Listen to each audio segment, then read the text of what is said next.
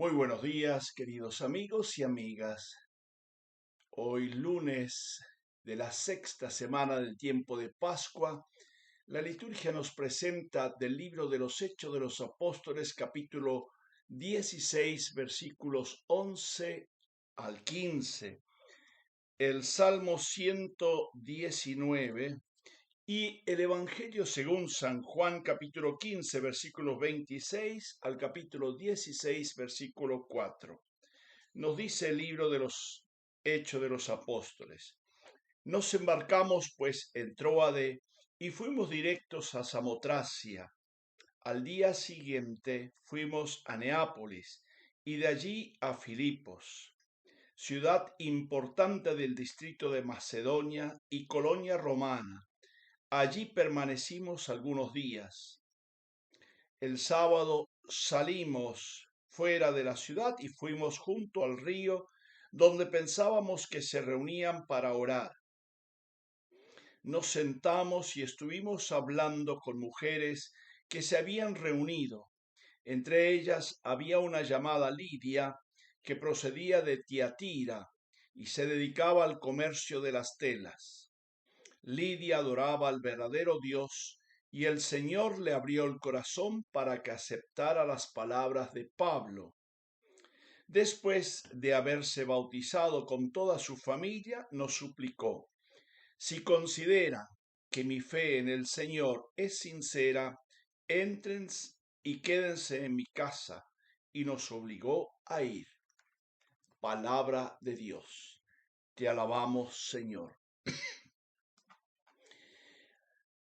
En este texto tenemos que recordar la lectura que meditamos el día sábado, donde Pablo tiene una visión de un macedonio. Ven en nuestra ayuda. Y ante esa visión, dice en el versículo 10 del mismo capítulo, ante esa visión procuramos pasar rápidamente a Macedonia, persuadidos de que Dios nos llamaba a anunciarles la buena noticia. Y uno dice, para nosotros hoy, 2000 años de distancia, en América y a veces en lugares muy pequeños, no dimensionamos toda esta peripecia de los evangelizadores, especialmente de los primeros evangelizadores. Pero recordemos que Pablo está en Asia, tiene que atravesar un canal del mar Mediterráneo para pasar de Asia a Europa, que pertenece a la provincia del Imperio Romano que se llama Macedonia, todo un sector, la tierra de Alejandro Magno, la tierra justamente de Filipo el padre de Alejandro. Por lo tanto, cultura griega totalmente, influido por el imperio griego de Filipo y de Alejandro Magno en su momento, pero ahora es provincia romana, del imperio romano que tomó toda esta sección. Y pasa, dice el texto, que pues en Tróade nos embarcamos. Tróade era una ciudad portuaria, no anunciaron allí el Evangelio y se fueron directos a Samotracia. Samotracia es el puerto en Europa ya. Y uno dice, bueno, tardaron unas horas, quién sabe, no nos dicen. No nos dice el tiempo que tardaron. Y de ahí fueron a Neápolis, es otra pequeña ciudad, pero no se quedaron en estos lugares, se fueron a una ciudad más en el interior que se llama Filipos. Filipos en honor de Filipo, el padre de Alejandro, y las ciudades que tienen los nombres de los emperadores, de los reyes de la época, son las ciudades más importantes.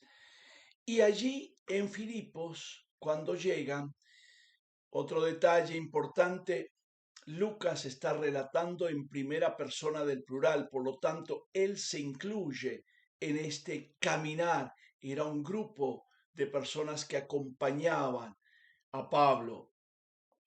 Y entonces, frente a esta realidad, van en busca de los judíos. Y aparentemente en esta ciudad, que era grande, pero no había una sinagoga donde se reunían los judíos. Por eso dice, fuimos a la orilla del río.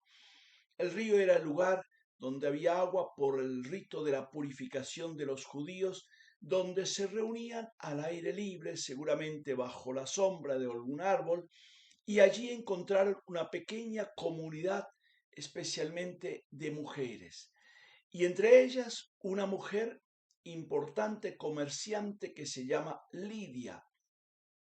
Y es tan impactante para la primera comunidad de este hecho de que en Europa encuentran en primer lugar esta comunidad femenina y Lidia, que era adorador del verdadero Dios, o sea, era prosélito del judaísmo, adoraba al verdadero Dios. Y al escuchar a Pablo, el texto de la lectura nos relata de manera tan linda.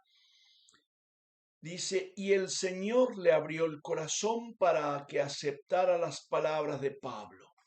Una réplica del relato que hace Lucas de los discípulos de Maús cuando Jesús camina con ellos y le hace arder el corazón. Es Dios quien lo precede, es el Señor quien precede este camino evangelizador. Por eso el Evangelio se propone cambiar el corazón de todas las personas. La fraternidad cristiana nace del cambio del corazón de los individuos. La predicación apostólica actúa cambiando el corazón de las personas, uniéndolas en el vínculo fraterno. Y Lidia es bautizada junto con su familia y con todos aquellos que vivían en la casa. O sea, seguramente si era una gran comerciante, tenía también un grupo de servidores y quizás esclavos de la época que era el modus vivendi de este lugar, en la forma de vivir de personas importantes.